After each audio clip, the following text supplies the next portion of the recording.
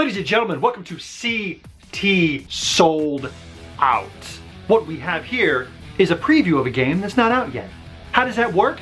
It just works. So ladies and gentlemen, here's what we have. We have a game by Brian Shore.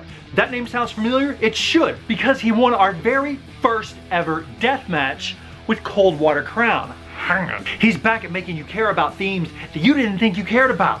From Bellwether Games, we have age 14 and up, 1 to 4 players, 40 to 90 minutes, and Brian Shore's Freshwater Fly going up against Mr. 18 plus, 45-minute mile, Billy Bob. Let's take this game down to the table and let's find out that when it does come out, if it's worth your time and if it's worth your money.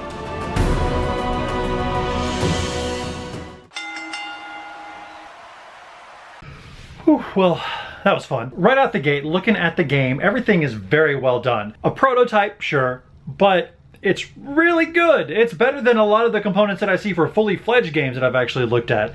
The dice are dicey. I think the Kickstarter edition, the actual edition, is going to come with different dice. The hatch tokens are nice. The cardboard is thick. I like the thickness of the cards, but all that is subject to change. And the only complaint that I have is the casting token is just kind of boring, but I know that the Kickstarter version is going to have a big sexy version that's going to look a little real, and I'm into that. And most of the cardboard is going to be replaced with wood, which I also like. I do enjoy a good wooden token. All the art is nice. It's a box, but it's very similar to his other game. Even has the same little stuff at the bottom with the playtime and everything. It's fish. Iconography is very simple to understand, and everything looks like it means what you think it means. Everything's very well laid out. Nothing seems too cluttery. The board is very pretty. Components are really nice. They did a good job with the art. 18 and up, 1 to 4 players, 40 to 90 minutes. So my gut reaction right out of the box, looking at all the bits, there doesn't seem to be a lot. Looking at the game, your immediate reaction is, what am I about to play? Something's up. Something's fishy. So as far as the setup goes, setup was very easy. Board goes on the table, you shuffle some rock cards depending on how many are out there, you put that out, shuffle the fish cards, put the fish cards out. Every person gets a real player board, everyone gets a finesse token and a drag token, put the fly tokens up there within reach of everybody. The only tedious part really is putting all of the hatch tokens down here at the bottom, having to put the appropriate amount based on the appropriate number of players, but it's still pretty quick and you get to draw stuff from bags, which is super, super fun. You chuck all the dice on the board because I believe it's a dice drafting game. Put the momentum tiles up at the top, wooden casting token up at the top, put the 4 strike cards over here on the side. I think this is how you catch the fish, and then you quote unquote tie your first fly. Don't really know what those are for yet. I'm assuming we will learn very, very soon. Rulebook very well laid out as far as where everything goes. Everything looks simple on the table, doesn't take up a lot of space. It seems very easy to set up, easy to understand. As far as if it's going to be the same game every time you set it up, obviously the fish will be in different places. You're not using all the rock cards possibly. The momentum tiles will all be the same, and the configuration of all the hash tokens at the bottom are going to be different. So yeah, and also the player boards have what appears to be different victory point things down at the bottom to give everyone a different thing to go for whenever they actually play the game, which is a very nice bit of setup change because you're going to be going after something different every time. Some companies would have put that on a card and just everyone gives someone a new objective card, but no, fuck that. Everything on the board. Everything cardboard. All right, what's next? Oh, fuck, where's that rulebook?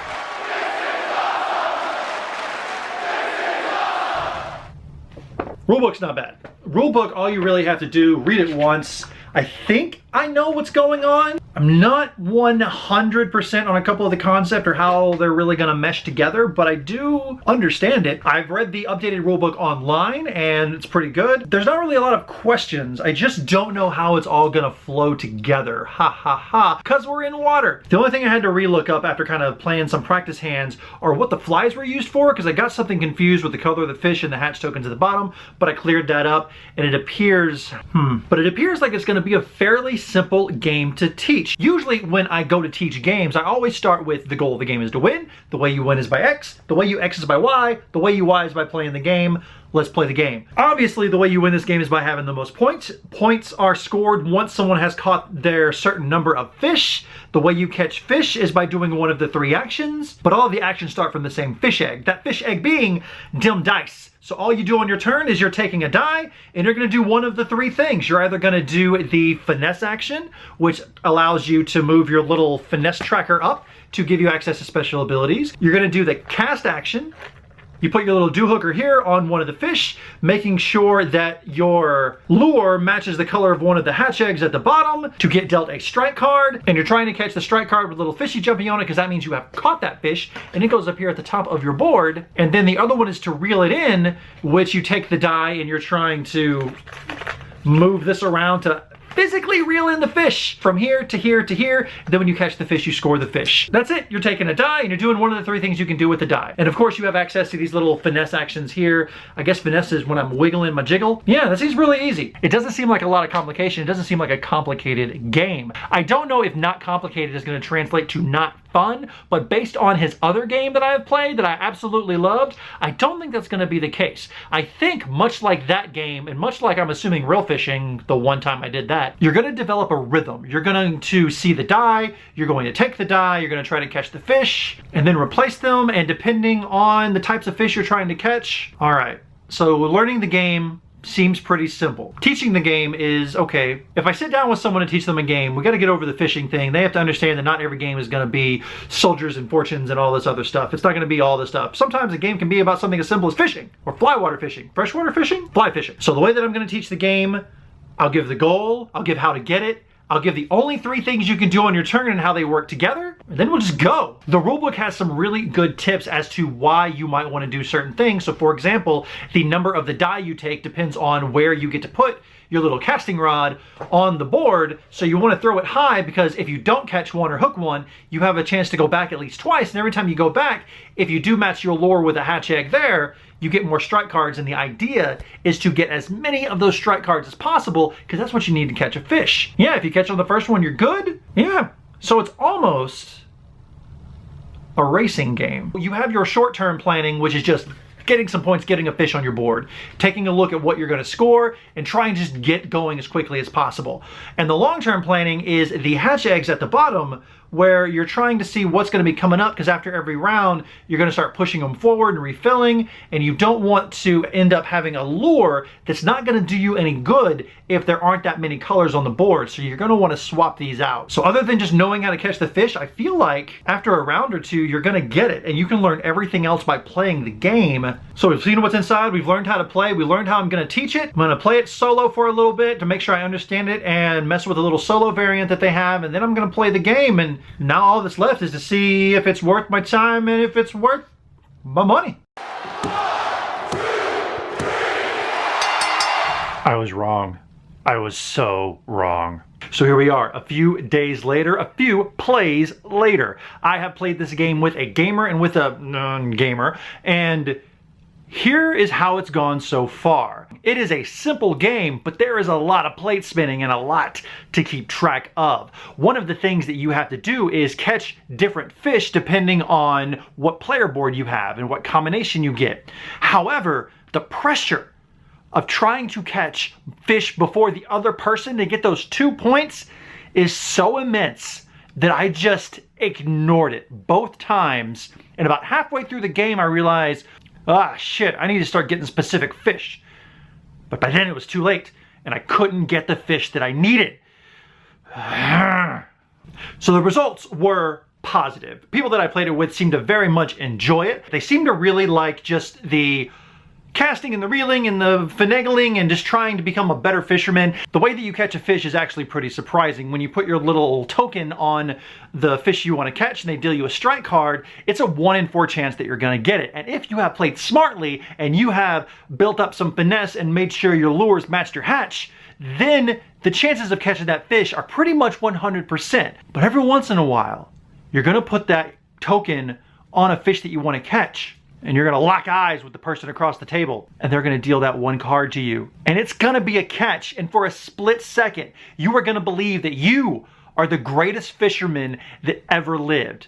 And then you're gonna do the same thing, except you're gonna get 3 blanks, and you'll be like, and that's just the way it goes, huh? Sometimes dumb fish don't bite. So I want to talk about the systems that are in play here. There is the basic die drafting where you take the die and then you can do one of 3 things with it. The 3 things that you can do, as I mentioned, is try to catch the fish, reel the fish, and then adjust your finesse. Now the finesse itself is there to mitigate. It is there to mitigate that die, because there's always going to be someone when it comes to rolling dice that are unhappy with the dice that are being rolled. And those finesse tokens are there to mitigate your luck for the dice and mitigate your luck for the strike cards. So the finesse is just there to mitigate everything in the game that would be considered luck. Now, catching the fish is something that whenever you do it, you just put your casting token and then it matches up and then you get it on your board. And that, ladies and gentlemen, is where the game is. This is something that I did not